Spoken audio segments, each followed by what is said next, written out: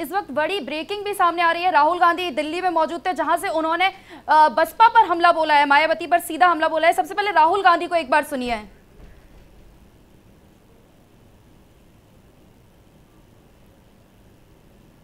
तो देखिए, मायावती को गठबंधन के लिए राहुल गांधी ने पूछा था। मायावती पर राहुल गांधी लगातार अभी तक इस बात पर यूपी चुनाव से काफी दूर दिखते रहे थे।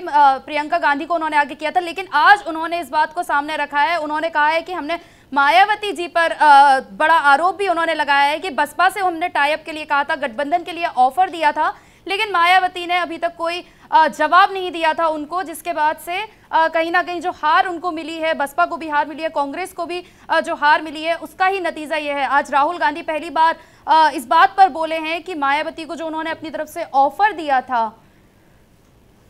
यूसुफ, राहुल गांधी का इस तरह से आप देख रहे हैं कि बयान सामने आया है, मायावती को लेके वो बोल रहे हैं, ये मुझे खुद हैरानी है कि राहुल गांधी ने बोला है कैसे। दरअसल डॉक्टर भीमराव अंबेडकर पर एक प्रोग्राम में राहुल गांधी बोले हैं और उसी से ये बातचीत निकल कर आई है।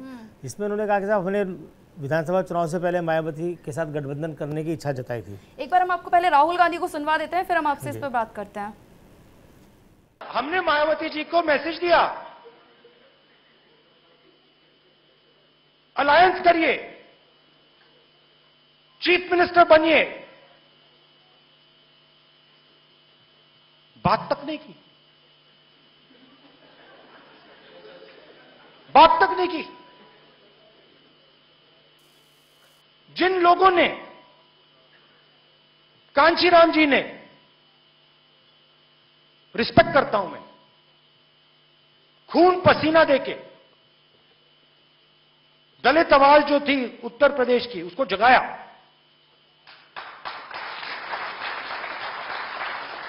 कांग्रेस का नुकसान हुआ, वो अलग बात है, मगर उस आवाज को जगाया। आज मायावती जी कहती हैं कि मैं उस आवाज के लिए लड़ूंगी नहीं। खुला रास्ता दे दिया। क्यों? सीबीआई, ईडी, पेगासस,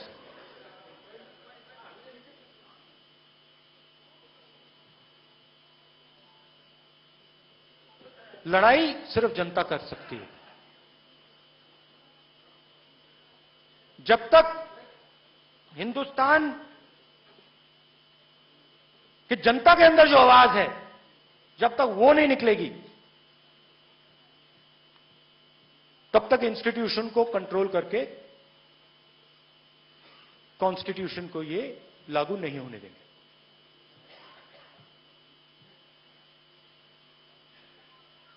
ये आज हिंदुस्तान की सच्चाई है। काफी लोगों को बात अच्छी लगे, दूसरों को ना लगे, और जब कॉन्स्टिट्यूशन काम नहीं करता है तो सीधी चोट डायरेक्ट कमजोर लोगों पर जाके पड़ती है। तो बड़ी बात राहुल गांधी ने बोली है, मायावती पर सीधा बड़ा आरोप लगाया है कि हमने तो गठबंधन के लिए ऑफर दिया था।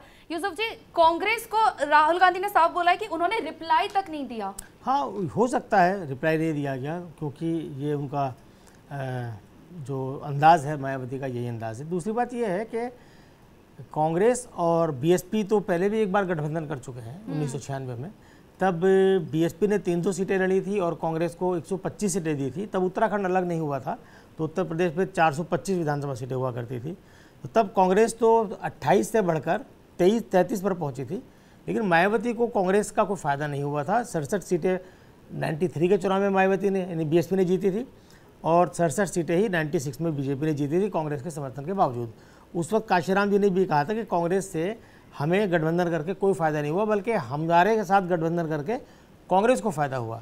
बीएसपी का ये स्टैंड शुरू से रहा है कि चूंकि कांग्रेस जैसी पार्टी, उसका जो वोट है वो ट्रांसफरेबल नहीं है, और ट्रांसफरेबल वोट ना होने की वजह से हमारा वोट तो ट्रांसफ़र हो जाता है, हमारे कहने से हमारा वोटर उसे वोट देता है, लेकिन उनका वोट हमें नहीं मिलता है। तो इसलिए हमें उनसे गठबंधन करने में कोई खास फ़ायदा नहीं होता है।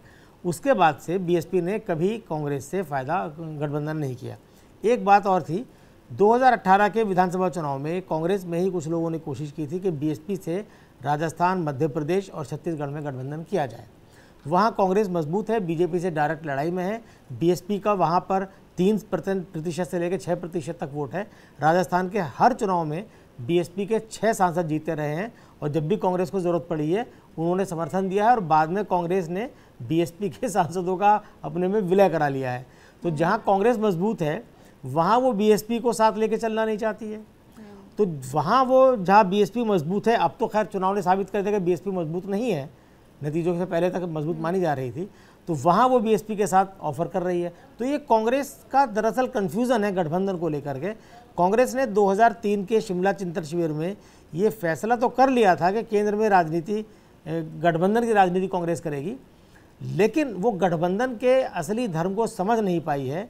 सिर्फ 1-2 जगह उसके गठबंधन अच्छे रहे हैं, जैसे महाराष्ट्र में एनसीपी के साथ लगातार गठबंधन रहा और पीडीपी के साथ वहाँ पर जम्मू कश्मीर में एक्सपेरिमेंट ठीक रहा। वरना कांग्रेस का इतिहास पुराना ये रहा है कि गठबंधन की सरकार कांग्रेस बनवा तो देती थी, लेकिन कुछ दिनों बाद समर्थन वापस लेकर गिरा देती थी। इस परसेप्शन को उन्होंने महाराष्ट्र में तोड़ा और जम्मू कश्मीर में तोड़ने में कामयाबी हासिल की। लेकिन उत्तर प्रदेश में कांग्रेस की वो पोजीशन नहीं थी कि बीएसपी उससे गठबंधन करती, और बीएसपी के गठबंधन नहीं करने की और भी वजह है जो मैं यहाँ कहना नहीं चाहता हूँ, वो नुकसान में रहती है। तो ये बात, तो एक बात हालांकि राहुल गांधी ने बिल्कुल सही कही है कि मायावती ने हथियार डाल दिए, वो चुनाव ढंग से नहीं लड़ी। अगर वो ढंग से चुनाव लड़ती तो शायद जो पार्टी का हश्र हुआ है बीएसपी का, वो हश्र नहीं होता। लेकिन राहुल गांधी ने ऑफ़र दिया और उसने जवाब नहीं दिया, तो उसकी वजह उनका पुराना बैकग्राउंड है। एक बात और है, 1999 में जब अटल बिहारी वाजपेयी की सरकार 1 वोट से गिरी थी तो उसके अंदर बीएसपी का बड़ा योगदान था। मतदान से एक दिन पहले बीएसपी, तब मायावती एमपी थी, तब उन्होंने ऐलान किया था कि हम मतदान में हिस्सा नहीं लेंगे, तटस्थ रहेंगे। लेकिन रातों रात कांग्रेस ने खेल किया, काशीराम जी को पटना से बुलाया गया और अर्जुन सिंह कांग्रेस की तरफ से बात कर रहे थे, अजीत जोगी उनके साथ थे और चार्टर्ड प्लेन भेजकर काशीराम जी को बुलाया गया और सुबह 5 या 6 बजे सोनिया गांधी की मायावती से फ़ोन पर बात कराई गई। तब जाके वो मायावती वाजपेयी सरकार के खिलाफ वोट देने को राजी हुई। 5 एमपी उनके थे।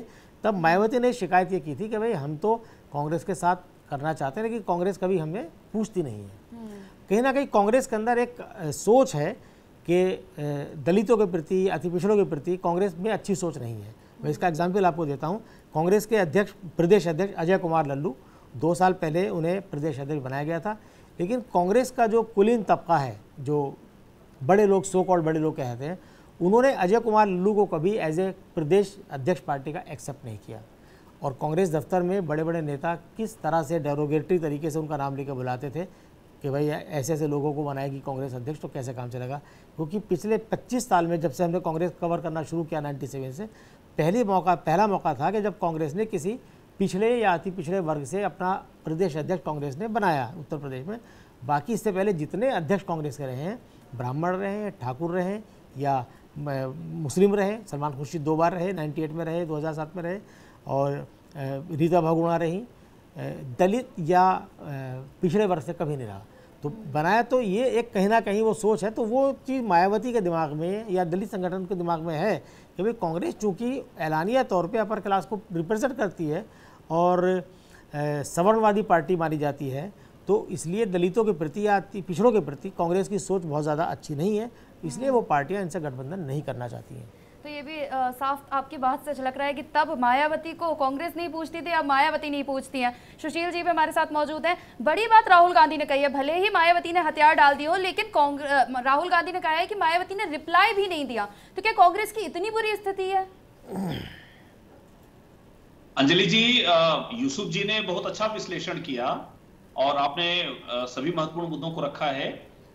देखिए क्या है कि कांग्रेस ने अपनी शुरुआती राजनीति से 1952 से, जब से उत्तर प्रदेश में चुनाव प्रारंभ हुए, उत्तर प्रदेश में कांग्रेस का जो कैडर वोट बैंक था वो था दलित, ब्राह्मण और मुस्लिम, BMW।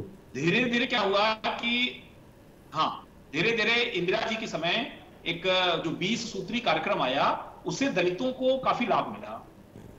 उसका प्रभाव यह हुआ कि दलित बहुत मजबूती से कांग्रेस के साथ खड़े रहे। और उसके बाद देखिए फिर कैसे कांसीराम जी ने पहले एक सामाजिक संगठन खड़ा किया, बामसेब खड़ा किया, DS4 खड़ा किया, और फिर अंत में उसको उन्होंने एक राजनीतिक दल बहुजन समाज पार्टी के रूप में सामने लाए। अब यहां अंजलि जी बड़ा महत्वपूर्ण सवाल है कि बसपा के मन में कहीं न कहीं यह भय जरूर है कि हमारा जो कैडर वोट बैंक है, मुस्लिम, दलित और बाद में आपने देखा कि ब्राह्मण भी बड़े पैमाने पर पिछली सरकार में बसपा से जुड़े। यह वोट बैंक चूंकि कांग्रेस का लंबे समय से वोट बैंक रहा है, तो कहीं कांग्रेस से गठबंधन होने से यह वोट बैंक कांग्रेस की तरफ फिर से न मुड़ने लगे, क्योंकि दलित लंबे समय तक कांग्रेस का मतदाता रहा है। तो कहीं न कहीं बहुजन समाज पार्टी के नेतृत्व को यह भय जरूर है। बाकी मुद्दे यूसुफ जी ने जैसा बताया कि आज के राजनीतिक परिदृश्य में देखें तो बहुजन समाज पार्टी को लगता है कि कांग्रेस से गठबंधन करना कोई फायदे का सौदा नहीं है, क्योंकि उसे कांग्रेस का वोट बैंक ट्रांसफर नहीं हो पाता, क्योंकि कांग्रेस की स्थिति उत्तर प्रदेश में बिल्कुल भी ठीक नहीं है। चाहे वो संगठन के रूप में देखें, चाहे वो चुनावी राजनीति में देखें, तो निश्चित रूप से मायावती जी के मन में और बहुजन समाज पार्टी के नेतृत्व में यह आशंका जरूर है कि कांग्रेस के साथ गठबंधन करने से किसी प्रकार का कोई राजनीतिक विकल्प या कोई राजनीतिक फायदा नहीं मिल सकता है। उल्टे यह आशंका जरूर है कि हमारा जो कैडर वोट बैंक है, हमारा मूल वोट बैंक है, दलित वोट बैंक, वह कांग्रेस की ओर जा सकता है। तो इस कारण से मुझे लगता है कि बहुजन समाज पार्टी ने कांग्रेस से गठबंधन में कोई रुचि नहीं दिखाई है। जी यूसुफ जी, आपसे भी सवाल है कि भले ही आज राहुल गांधी ने मायावती पर बड़ा आरोप लगाया हो और नतीजों के पहले ये कयास भी लगाए जा रहे थे कि हो सकता है कि बसपा अच्छा परफॉर्म कर जाए, कांग्रेस भी कुछ सीटें मिल जाए, लेकिन नतीजों के बाद तो इसका कोई फायदा भी नहीं है। बसपा को 1 सीट मिली, कांग्रेस को 2 मिली। और कांग्रेस की अगर बात की जाए तो पंजाब में भी कांग्रेस का पत्ता बिल्कुल साफ हो चुका है। हिमाचल प्रदेश में भी अगर देखा जाए, जहां चुनाव होने हैं, तो आम आदमी पार्टी जो है बड़ी तेजी से आगे बढ़ रही है वहां पे भी। तो कांग्रेस का इतना कुछ ज्यादा अब राज्यों में दिख नहीं रहा है दबदबा जो पहले हुआ करता था। नहीं, कांग्रेस तो सब मानते हैं, सारे राजस्थान में राजनीतिक जहां मानते उनकी हैं कि सरकार है वहां पे भी कांग्रेस कोई इस वक्त एक डूबता हुआ जहाज है। और उसके लिए मैं मानता हूं कि इस वक्त अगर कांग्रेस की इस दुर्दशा के लिए अगर कोई जिम्मेदार है तो 2 लोगों को मैं बहुत जिम्मेदार मानता हूं, सोनिया गांधी और राहुल गांधी, क्योंकि इन्हीं पर कांग्रेस को आगे ले जाने की जिम्मेदारी थी। और इनका ही गैर जिम्मेदार वाले रवैये की वजह से कांग्रेस पिछले 3 साल से एक डिसीजन पैरालिसिस की पोजीशन में है। मई में 3 साल पूरे हो जाएंगे राहुल गांधी को अध्यक्ष पद से इस्तीफा दिए हुए। जब उन्होंने इस्तीफा दिया था, बहुत दिन तक अध्यक्ष नहीं बना था, तो तब बीजेपी के नेता अरुण जेटली मंत्री भी थे, उन्होंने कांग्रेस को हेडलेस चिकन करार दिया था। नहीं, वो बताया कि जब चिकन को काट देते हैं गर्दन उसकी, तो जो तड़पड़ा उस तरह की बताए थे। और वो कोई भी टीम बगैर कैप्टन के नहीं जीत सकती। टीम को जिताने की रणनीति बनाने की जिम्मेदारी कैप्टन की होती है, उस रणनीति पर अमल करने की जिम्मेदारी कैप्टन की होती है। यहाँ कैप्टन कोई है नहीं। राहुल गांधी पर्दे के पीछे से पार्टी चला रहे हैं, सारे महत्वपूर्ण फैसले राहुल गांधी करते हैं, लेकिन जब उनसे कहा जाता है कि भाई आप आइए पर्दे के सामने, तो कहते हैं नहीं मैं तो बनूंगा नहीं, मैंने तो फैसला किया कि मेरे परिवार से बाहर का आदमी को बनाएगा। तो ये जो हिपोक्रेसी है, ये हिपोक्रेसी कांग्रेस के लिए सबसे ज़्यादा नुकसानदेह है। अगर कांग्रेस में 99% नेता ये मानते हैं कि भाई राहुल गांधी ही कांग्रेस के अध्यक्ष बन सकते हैं, वही पार्टी को आगे ले जाते हैं, उनकी लीडरशिप में सभी कांग्रेसियों को पूरा विश्वास है, सोनिया गांधी की लीडरशिप में पूरा विश्वास है, तो फिर राहुल गांधी अध्यक्ष पद पर बैठकर जिम्मेदारी जवाबदेही के साथ जिम्मेदारी निभाने से क्यों हिचक रहे हैं? ये उनका ये जवाब वो नहीं दे पाते हैं। CWC में सभी नेता इस बात को कहते हैं। तो फिर तो ये एक वजह है कि जब आपकी पार्टी में, अब एक और मैं एग्जाम्पल देता हूँ, अभी 5 राज्यों के इस्तीफे चुनाव के बाद कांग्रेस की कार्य समिति की बैठक हुई, तो उसमें जब सवाल उठा कि भाई कौन जिम्मेदार है, तो सोनिया गांधी ने कहा कि भाई हम तीनों लोग इस्तीफा दे देते हैं। CWC ने कहा कि नहीं, आपके इस्तीफे की जरूरत नहीं है, आपकी लीडरशिप में हमें विश्वास है। अगले दिन खबर आई कि सोनिया गांधी ने 5 राज्यों के प्रदेश अध्यक्षों से इस्तीफे मांग लिए, लेकिन जनरल सेक्रेटरी से इस्तीफे नहीं मांगे गए, क्योंकि उनकी बेटी जनरल सेक्रेटरी है। अब उनसे इस्तीफे मांग लिए गए, उन्होंने इस्तीफा सरेंडर कर दिया। और ये एक परंपरा भी है कि जहाँ चुनाव हार जाती है कांग्रेस, प्रदेश अध्यक्ष वहाँ का इस्तीफा दे देता है। पहले जनरल सेक्रेटरी भी दिया करते थे, ये हमने ज़माने से देखा है। बल्कि 2003 में तो ये हुआ था कि दिग्विजय सिंह मध्य प्रदेश का चुनाव हार कर आए थे, और उन्होंने आके कहा था कि साहब मैं ये जिम्मेदारी, हार की जिम्मेदारी लेता हूँ और अगले 10 साल मैं कोई चुनाव नहीं लड़ूंगा। और 10 साल उन्होंने कोई चुनाव नहीं लड़ा। 2012 में जाके 13 में जाके उन्हें राज्यसभा मिली, उन्होंने बाद में बतौर जनरल सेक्रेटरी काम किया। तो इस्तीफे ले लिए, 1 महीना लगभग हो जाएगा, 10 तारीख को नतीजे आए थे और 2-3 दिन बाद ही कार्य समिति की बैठक हुई थी और हो जाएगा। अभी तक जब आपने इस्तीफे ले लिए 5 अध्यक्षों से, तो उन 5 प्रदेश में नए अध्यक्ष बनने चाहिए। अभी तक नया अध्यक्ष कहीं नहीं बनाया गया है, वो पुराने अध्यक्ष ही नए अध्यक्ष के आने तक काम करते रहेंगे। भाई जब आपने इस्तीफा मांग लिया, या तो वो वॉलंटरी इस्तीफा देते तो आप कहते हैं भाई ठीक है आपका इस्तीफा हम ले लेंगे, नए अध्यक्ष बनने तक आप काम कीजिए। जब आपने खुद उनसे इस्तीफा मांगा है और उन्होंने इस्तीफा दे दिया है, तो आप उनका इस्तीफा मंजूर करके नए अध्यक्ष बनाइए। तो ये जो स्थिति कांग्रेस की है, डिसीजन पैरालिसिस की स्थिति, ये कांग्रेस के लिए सबसे ज़्यादा नुकसानदेह है और इसका खामियाजा कांग्रेस हर चुनाव में भुगत रही है। और अब जो चुनाव होने हैं इस साल और अगले साल, ये कांग्रेस के लिए मैं समझता हूँ कि अंगारों पे चलने जैसी अग्नि परीक्षा है, क्योंकि यहाँ उसका मुकाबला सीधे बीजेपी से है।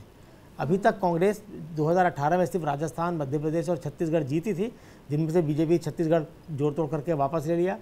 और इन राज्यों में, राजस्थान में परंपरा है कि एक बार बीजेपी जीतती है, एक बार कांग्रेस जीतती है, तो इस बार बीजेपी का नंबर वहाँ दिखता है।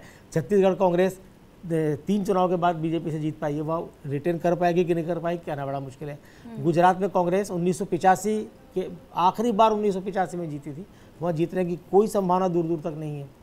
हिमाचल प्रदेश में एक बार बीजेपी जीतती है, एक बार कांग्रेस जीती है। इस बार आम आदमी पार्टी वहाँ घुस गई है पंजाब जीतने के बाद, तो वह एक बेहतर प्रदर्शन कर रही है। और आम आदमी पार्टी चूँकि नई पार्टी है और उसने पंजाब में एक बड़ी जीत हासिल करके एक उम्मीद जगाई है लोगों में, तो हो सकता है कि आम आदमी पार्टी को वहाँ फ़ायदा हो जाए, या आम आदमी पार्टी की वजह से बीजेपी वहाँ दोबारा जीत जाए, दोनों हो सकती है। तो कुल मिला के कांग्रेस के लिए इस वक्त ये करो या मरो की स्थिति है। इस पर भी अगर कांग्रेस नहीं झुकती है तो दूसरों पर हार का ठेकरा फोड़ना अपना, या ये कह दे रहे साहब मायावती ने हमारी बात का जवाब नहीं दिया। अरे भाई आपकी पार्टी को जिताने की जिम्मेदारी मायावती की तो थी नहीं, आपकी अपनी जिम्मेदारी थी। आपने अपनी बहन को बनाया, जनरल सेक्रेटरी बनाया और उन्हें पूरा फ्री हैंड दिया, और आप खुद उत्तर प्रदेश में सिर्फ 2 दिन गए। तो अपनी जिम्मेदारी, अपनी कमजोरियों को छुपाकर कब तक दूसरों के सर पर ठीकरा फोड़ते रहेंगे? आप खुद जिम्मेदारी लीजिए बढ़ के आगे, या ऐसे लोगों को जिम्मेदारी दीजिए जो आपकी उम्मीदों पर खरा उतर सके। एक बड़ी पार्टी का नेता होने के नाते इतना तो होना चाहिए। राहुल गांधी 2004 से सक्रिय राजनीति में है, उन्हें लगभग 20 साल हो जाएंगे। इतना पॉलिटिकल तजुर्बा उनके पास आ गया है कि इतना तो उन्हें पता होना चाहिए कि कौन आदमी को क्या जिम्मेदारी दी जाए जो उसे बेहतर तरीके से निभा सकता है। और अगर इतनी समझ नहीं है तो फिर छोड़िए, कोई और संभालेगा कांग्रेस। जी बिल्कुल, ये तो अक्सर होता है कि अगर ग्राम पंचायत का चुनाव भी जीत जाते हैं तो क्रेडिट सीधा शीर्ष नेतृत्व को जाता है, लेकिन अगर हार जाते हैं तो फिर प्रदेश अध्यक्षों से इस्तीफा ले लेते हैं। यूपी चुनाव में भी हमने देखा कि प्रियंका गांधी काफी एक्टिव नजर आई थी। सुशील जी, आपसे भी जानना चाहेंगे कांग्रेस की जो स्थिति है, जैसा कि यूसुफ जी ने भी बताया कि बहुत सारे स्टेट हैं, राजस्थान भी हो गया, हिमाचल भी हो गया, पंजाब में तो सफाया ही हो गया, लेकिन अब जो चुनाव भी होने हैं, हिमाचल में होने हैं, राजस्थान में होने हैं, वहां कांग्रेस की क्या स्थिति है? अंजलि जी, कांग्रेस का जो शीर्ष नेतृत्व है, जैसा अभी यूसुफ जी ने बताया, उसमें जो समस्या दिख रही है, पहली समस्या दिख रही है देखिए नेतृत्व की। जब तक आपकी जितनी राज्य की यूनिट हैं, राज्य की इकाइयां हैं, उनके साथ आपका बेहतर तालमेल नहीं होगा। जो केंद्रीय नेतृत्व है वो अपने संगठन को लगातार सक्रिय नहीं रखेगा।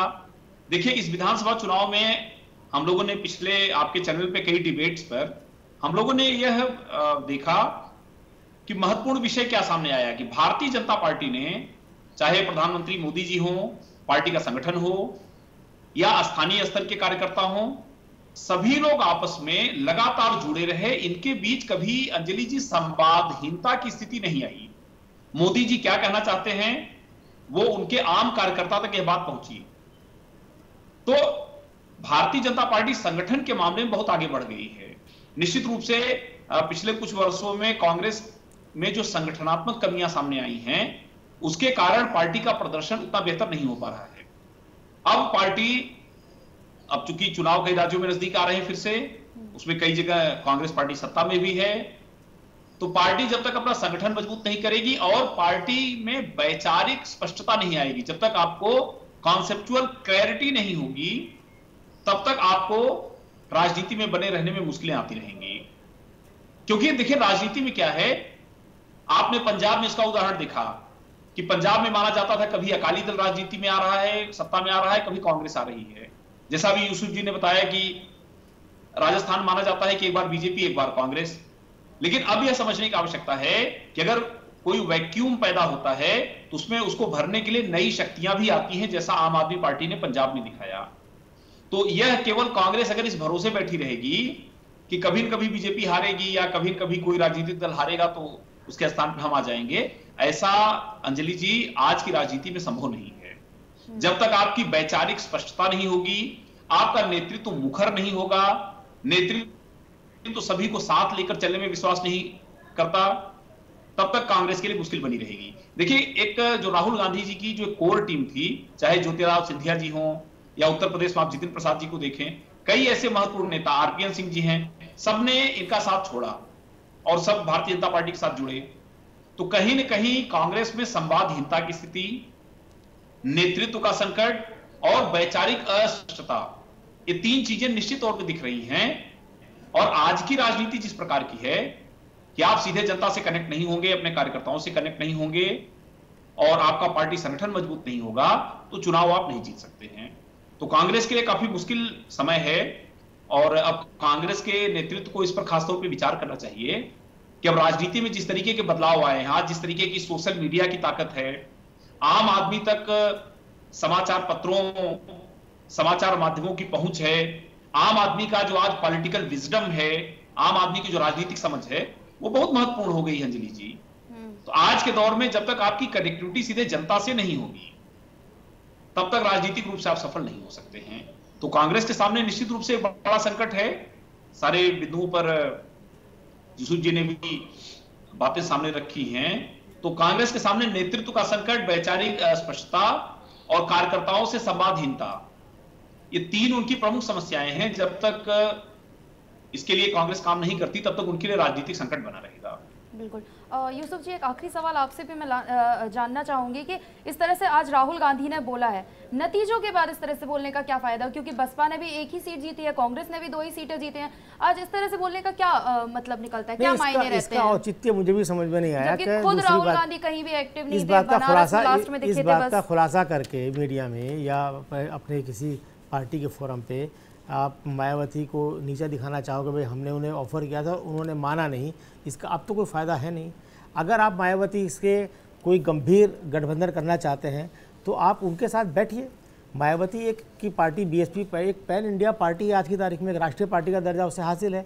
पिछले लोकसभा चुनाव में उसे करीब 3.5% के आसपास वोट मिला, सीट 10 मिली, उत्तर प्रदेश में मिली। लेकिन इससे पहले बीएसपी जो है हरियाणा में सीट जीत चुकी है और पंजाब में भी जीत चुकी है, तो उनका एक पैन इंडिया वोट बैंक है। कई राज्यों में मायावती के साथ गठबंधन करके कांग्रेस को फ़ायदा हो सकता है और उस पर कांग्रेस को और करना चाहिए। और अगर आपको अपनी डूबती हुई पार्टी को बचाना है, डूबती हुई पार्टी तब बचेगी जब वो केंद्र में सत्ता में आएगी, और केंद्र में सत्ता में आने के लिए आज की तारीख में कांग्रेस की जितनी सीटें हैं उससे कम 3 गुना सीटें जीतनी पड़ेंगी, तब दूसरी पार्टियां समर्थन देकर कांग्रेस की सरकार बना सकती हैं। अगर कांग्रेस अपने दम पे 150 सीटें जीतने का मादा नहीं रखती है तो राहुल गांधी को कोई भी पार्टी प्रधानमंत्री के तौर पर कबूल नहीं करेगी। जो ममता बनर्जी 3 बार पश्चिम बंगाल का चुनाव जीती है और इस बार तो मोदी अमित शाह की जोड़ी को हरा के जीती है, वो क्यों राहुल गांधी को अपना नेता चुनेगी? या जो नवीन पटनायक 4 बार चुनाव जीत चुके विधानसभा का उड़ीसा में, वो क्यों राहुल गांधी को अपना नेता मानेंगे? या जो YSR रेड्डी के बेटे जगमोहन रेड्डी कांग्रेस से निकाले जाने के बाद अपनी पार्टी खड़ी करके उन्होंने सारी सीटें जीती हैं लोकसभा की, वो क्यों राहुल गांधी को अपना नेता मानेंगे? या YSR रेड्डी जो कांग्रेस 2004 में जिनको कांग्रेस की जीत में बड़ा योगदान था, वो बाद में कांग्रेस ने क्या नाटक किया, वो क्यों माने? कोई भी क्यों मानेगा जब आप कुछ करके नहीं दिखाओगे? तो अभी कांग्रेस पिछले चुनाव में 52 सीटें जीती थी, एक सीट शायद बाई इलेक्शन में कहीं जीती तो 53 सीटें हो गई हैं।